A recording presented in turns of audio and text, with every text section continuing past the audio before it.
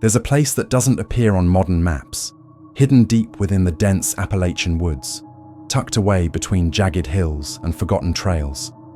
They used to call it Dagger Brook. Now, no one calls it anything. Most don't even know it ever existed. It's as if the land itself tried to erase it, swallowing the remains into roots and dirt, hiding it from time and memory. Even the road that once led there has all but disappeared, reduced to a path of broken gravel and wild overgrowth that coils like a snake between dead trees. There are no signs, no markers, just a strange silence that begins the moment you turn off the main road. It's not just quiet, it's void, like sound refuses to travel there. Most people wouldn't notice it, even if they drove past. The landscape does a good job of looking empty. There's a heavy fog that clings to the area, especially in the early morning, making the woods seem like an endless grey sea. Travelers report strange interference with their phones and GPS when they get close to the region. Glitches, sudden, reboots, compass needles spinning in circles. Locals say the land doesn't want to be found. The few who live near the area don't speak about what lies beyond that tree line. At best, you'll get a blank stare if you mention Dagger Brook. At worst, a cold warning wrapped in nervous eyes. Don't go looking for it. According to some dusty records buried in county archives, Dagger Brook was settled in the early 1800s, originally by miners and their families drawn to the region's rich iron deposits. It began as a promising town, growing rapidly with the arrival of blacksmiths, merchants, and even a schoolteacher. But its growth was brief. Within just a few decades, reports of misfortunes began to spread. Accidents in the mines that couldn't be explained, children disappearing into the forest without a sound, entire families moving away in the middle of the night, leaving food still warm on the table. And yet, none of this made it into the newspapers of the time. It was as if Dagger Brook was deliberately left out of history. Survivors, those who came back at least, spoke in whispers about things they saw there. Shapes moving in the woods that didn't belong to any animal. Faces appearing in windows that had long since been boarded shut. And always the same sensation of being watched. Not just by someone, but by something ancient and vast. Something buried beneath the village. Something that had been there long before the settlers arrived. People have tried to locate the village since then. Urban explorers, paranormal investigators, curious thrill seekers. Most turn back before they find anything. Some vanish entirely. A few return, but never the same. They come back changed, quiet, twitchy, their eyes glassy, like they're still seeing something the rest of us can't. And they never speak about what they saw. Not really, just fragments, mumbles in sleep, scribbles in notebooks, drawings of wells and hollow-eyed figures and cabins half sunk into the earth. There's no official record of the town's destruction. No fire, no plague, no war. And yet there's no one left, no relatives, no descendants. It's as though every trace of bloodline connected to that land has either died out or disappeared. It's one of those places where the air feels heavier the closer you get, where birds don't sing, where time seems to pause, like the land is holding its breath, waiting for someone foolish enough to step across whatever invisible threshold still guards it. The history of Dagger Brook is shrouded in a strange fog of mystery and tragedy, a thread of darkness woven through every decade that ever touched its soil. It wasn't just one event that cursed the village. It was a series of unexplained and horrifying occurrences that unfolded over time, slowly unraveling the fabric of the community. It started subtly, almost as if the land was testing the resilience of those who settled there. Livestock went missing without a trace. Tools vanished from sheds and were found days later, bent or burned. Children began speaking of figures in the woods, people they described with strange eyes and mouths that didn't move when they talked. The parents wrote it off as imagination, folklore passed down in whispers among the trees. But then came the accidents. Miners were the backbone of the town, and they worked deep beneath the earth where the tunnels carved into ancient stone veins. At first, they struck good ore, iron-rich rock that promised wealth and growth. But it wasn't long before strange things began happening below. Men complained of hearing whispers in the tunnels, voices calling their names from shafts that had already been sealed off. Lanterns would blow out suddenly, even in places with no draft. And worst of all were the cave-ins. They weren't caused by tremors or unstable rock. They happened without reason, sudden and violent, as if something below had shifted, something massive and awake. The largest collapse in 1913 killed 37 men instantly. Their bodies were never recovered. The mine was sealed, but even decades later, some claimed to hear the sounds of pickaxes echoing from beneath the hills. Outside the mines, the town began to rot in other ways. Disease swept through in waves, targeting only certain homes while leaving others untouched. Entire families were found dead in their beds without any sign of struggle or illness. Eyes open, mouths agape, expressions frozen in horror. Others simply vanished. One week, a family of 4 would be seen at the general store, and the next, their house would be empty. The doors swinging open in the wind, dinner plates still set on the table. Horses left tethered outside would starve where they stood, untouched, by wolves or crows, as if the animals knew not to go near the place. Church records, what little remains of them, tell of a preacher who began to lose his mind during sermons. He spoke of things beneath the ground, of evil rising from the well in the center of the village. He warned that something was feeding on them, something not of this world. His last sermon ended abruptly when he set the altar on fire and walked straight into the flames. His body was never recovered. After that, church attendance stopped altogether, and the building itself began to decay rapidly, as if even God had turned his face away from Daggerbrook. Sheriffs from neighboring counties were called in more than once, but they never stayed long. Their reports were vague, mentioning high stress, hallucinations, or possible environmental toxins. No one ever issued a proper investigation. It was easier to pretend the village didn't exist. Over time, maps began to omit the area entirely. Roads once leading there were left to crumble, and mail stopped being delivered. The people still living in nearby areas stopped mentioning the name, almost as though saying it out loud would bring its horrors back into their lives. There are still some who remember stories their grandparents told them. Stories of families burying their dead without caskets, because the ground wouldn't allow it. Of fog that would enter homes even when windows were shut tight. Of mirrors that showed reflections that didn't belong to anyone in the room. At the center of Daggerbrook stood an old stone well, wrapped in rusted chains and surrounded by a circle of dead grass that never grew back. The well was the heart of the village, both physically and in legend. People used to draw water from it back when the town was still alive, when laughter echoed through the streets and church bells rang on Sundays. But something changed. Something shifted deep within that well, and soon the villagers began to fear it. They whispered that the water had turned bitter, that animals who drank from it grew sick and died. Children were warned never to play near it, and yet it had a strange pull, like it wanted to be seen, to be remembered. No one could say for sure how deep the well went. Miners who had explored it out of curiosity claimed it extended far beyond any natural aquifer. They spoke of strange tunnels branching off into blackness, of echoes that didn't match the sounds made above. Some swore they heard breathing down, there, slow, heavy, rhythmic breathing that seemed to rise from the belly of the earth.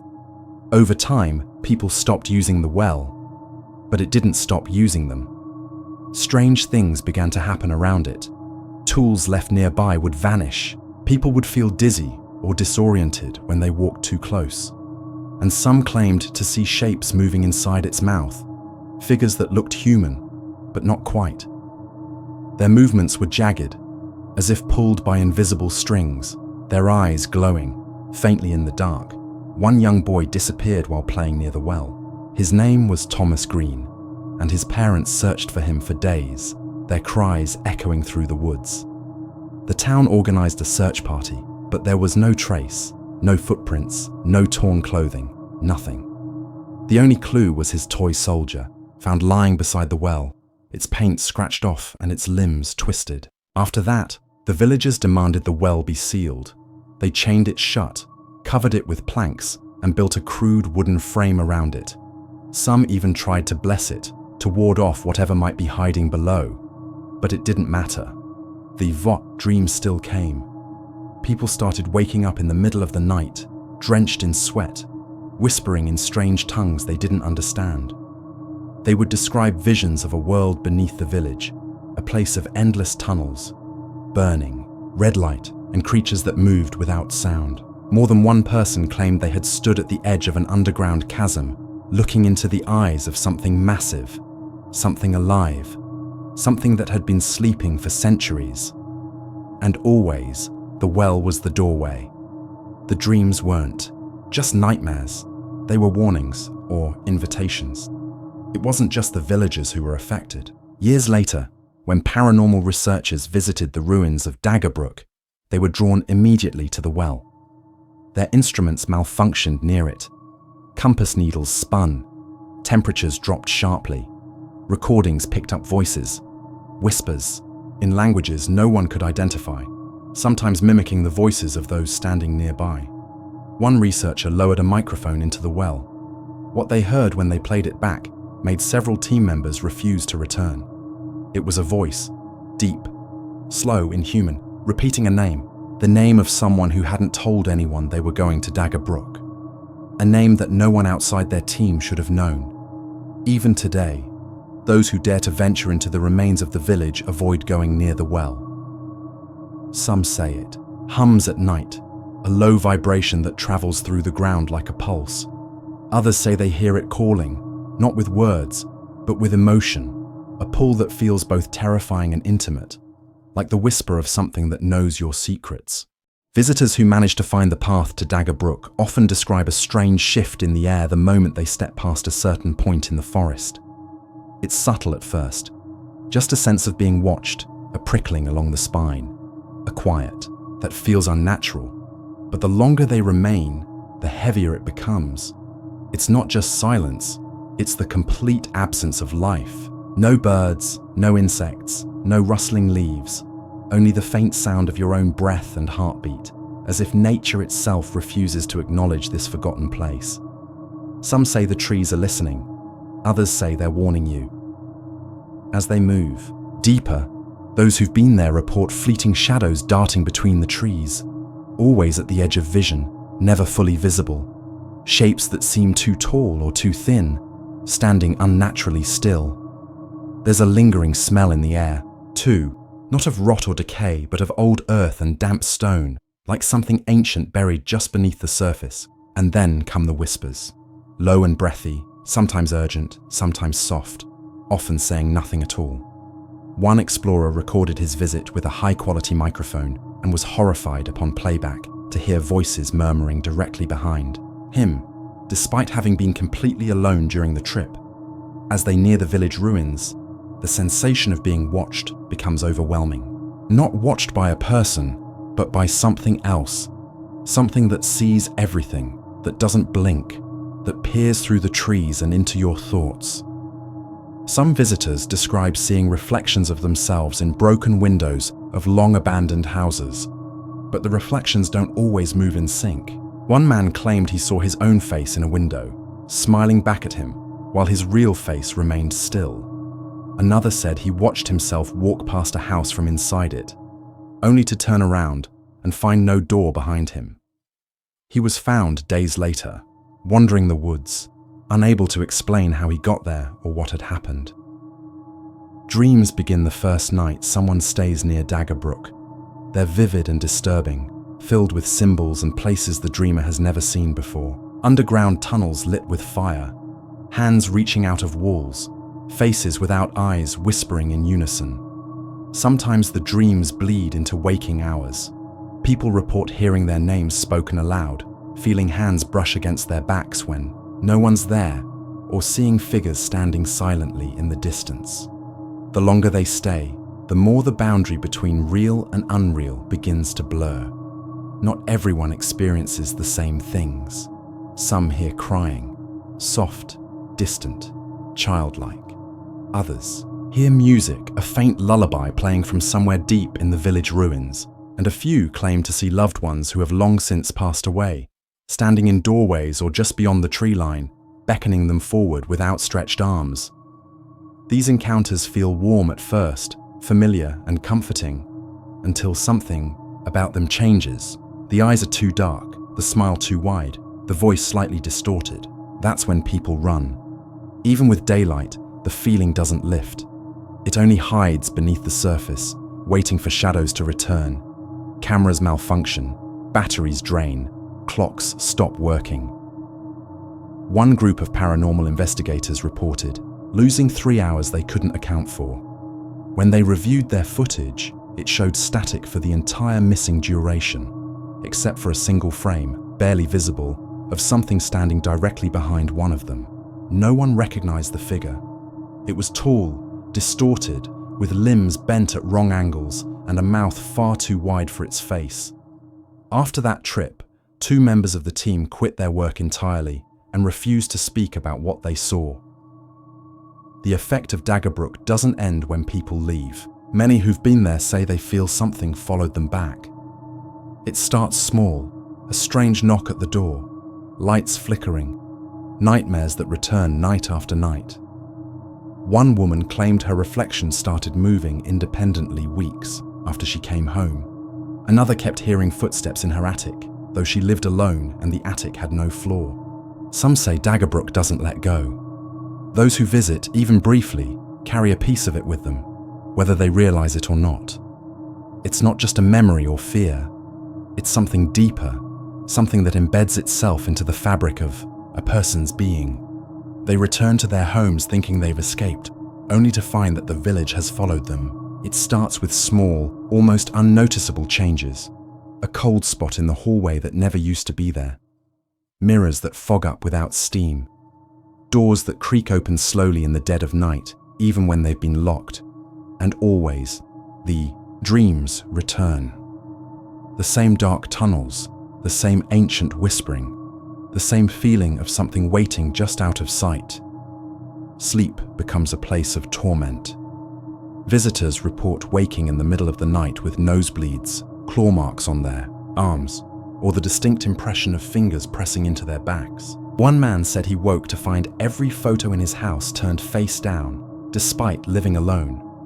Another woman found a trail of dirt and footprints leading from her front door to her bedroom, footprints that didn't match hers. Many who've gone to Daggerbrook start hearing voices in their homes, soft and low, murmuring things they can't quite make out, but that always seem to be coming from just behind them. When they turn around, no one is there. Yet the air feels heavy, like it had just been disturbed by a presence. Some become obsessed. They go back again and again, convinced the village holds answers or truths they need to uncover. They bring equipment, recorders, EMF detectors, thermal cameras, tools meant to measure the unknown. But the data they collect never offers clarity. It offers warnings, sudden bursts of static, temperature drops so severe it causes frost to form on screens, glimpses of shapes that appear for a split second and vanish. One researcher described seeing her own face in a video clip, only it wasn't recorded by her, and in the clip she was crying and mouthing a word she couldn't remember saying. The footage corrupted seconds later and couldn't be recovered. Others fall into silence. They stop talking about the experience altogether, grow withdrawn, and refuse to share what they saw or felt. One young man, after visiting the village with friends, became mute for nearly 6 months. He would only draw, covering page after page with black lines, spirals, and crude figures standing beneath a large, jagged structure that looked like the well. When asked about it, he would only shake his head and point to the drawings, mouthing the word inside. He eventually left town and was never heard from again. Some report physical changes, scars that appear overnight, voices mimicking their loved ones calling them from empty rooms, electronics behaving strangely, phones dialing numbers by themselves, televisions turning on to static-filled channels at odd hours, pets acting terrified without reason. staring into corners and refusing to enter certain rooms. One woman claimed she looked into the mirror one morning and saw someone else blink back at her. The face looked like hers, but older, worn, and deeply afraid. She smashed the mirror and refused to have another in her home. Even death does not seem to end the connection. At least 3 individuals who visited Daggerbrook were later found dead under mysterious circumstances. No cause could be determined. In each case, their homes were found in complete disarray, yet with no signs of forced entry or struggle. All clocks in the house had stopped at the same time. All 3 were found clutching objects they had taken from the village: small stones, rusted nails, or scraps of old paper. The final, chilling detail in each case was that their eyes were open and fixed on a point beyond the ceiling, as if watching something approach that no one else could see.